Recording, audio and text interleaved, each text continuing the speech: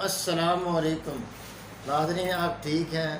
ماشاءاللہ، اللہ پاک جزائے خیر دے، اللہ خوش رکھے آپ کو، اللہ آسانیاں کرے، حضور علیہ السلام کی ساری امت پر اللہ آسانی کرے۔ دیکھیں، اگلا جو موضوع ہے بہت اہم ہے، یہ ریڑھ کی ہڈی میں پانی پڑنا، اس سے بڑی ناقابل برداشت درد ہوتی ہے۔ یاد رکھیں، ایک بات طے ہے بزرگوں کی طرف سے کہ جس جگہ بھی جسم میں پانی پڑتا ہے اس کے پیچھے گرمی اور خشکی ہوتی ہے۔ 75 حصے گرمی اور 25 حصے تیزاب، گرمی اور خشکی مل کر ایک کوئلے جیسا کام کرتے ہیں، تو وہاں پانی جمع ہونا شروع ہو جاتا ہے۔ اس میں بھی دیکھیں، حکیم صاحب، میری عمر 40 سال ہے، کمر میں درد رہتا ہے، ڈاکٹروں نے ایکس رے کر کے بتایا ریڑھ کی ہڈی کا مورا فریکچر ہو چکا ہے۔ اس کا علاج میں 1 ماہ تک کیا مگر کوئی فائدہ نہیں ہو سکا، البتہ اس دوران ٹانگوں میں درد بھی شروع ہو گیا۔ فیصل آباد کے ڈاکٹر دکھایا، مائیکوگرافر کرنے کو کہا گیا، انہوں نے گولیاں لکھ دیں، درد تو ہٹ گیا مگر دوسرے امراض شروع ہو گئے، ٹانگیں سن ہو گئی، نیند کم ہو گئی، پیشاب بغیر حاجت کے نکلنے لگا، پڑھتے وقت آنکھوں کے سامنے تارے نظر آنے لگے، کمزوری بڑھتی جا رہی ہے، مہربانی کر کے نسخہ تجویز فرمائیں، فوری نجات مرض سے مل جائے۔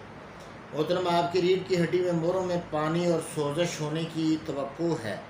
جب تک یہ سوزش اور پانی ختم نہیں ہوگا، درد کا علاج کرنا بے سود ہے۔ یہاں یہ بات یاد رکھیں کہ ریڑھ کی ہڈی میں یا پھیپھڑوں وغیرہ میں جو پانی پڑ جاتا ہے وہ دراصل صفرا ہی ہوتا ہے، لہٰذا صفرا کو خارج کرنے والی غذا اور دعا استعمال کی جائے، جس میں غدی اعصابی مسل یعنی 5 نمبر مسل، 5 ملین میں رحمت سارا ملایا ہوتا ہے۔ وہ آپ ہمارے فارماکوپیا سے دیکھ لیں، میری کتاب ہے، کتاب نیٹ سے لے کے فارماکوپیا میں 5 نمبر مسل، غدی اعصابی گرم تر مسل، اعصابی عضلاتی ملین یعنی 1 ملین، ٹھیک ہے، اعصابی کھار وغیرہ ملا کر صبح دوپہر شام کھائیں، ساتھ شربت بزوری اور الائچی زیرہ کی چائے بھی پلائیں، استعمال کریں۔ تمام عضلاتی غدی یعنی 3 نمبر غذا اور 4 نمبر غذا بند کر دیں، اعصابی غذا 6 نمبر، 1 نمبر اور 5 نمبر غذا جو استعمال کریں، انشاءاللہ فائدہ ہو جائے گا۔ مستقل ہوگا لیکن علاج میں جلدی نہ کریں، کم سے کم 2 ماہ لگاتار یہ علاج با پرہیز کریں، انشاءاللہ مالک خیر کرے گا، اللہ پاک آسانی کرے گا، بندے کو شفا ہوگی۔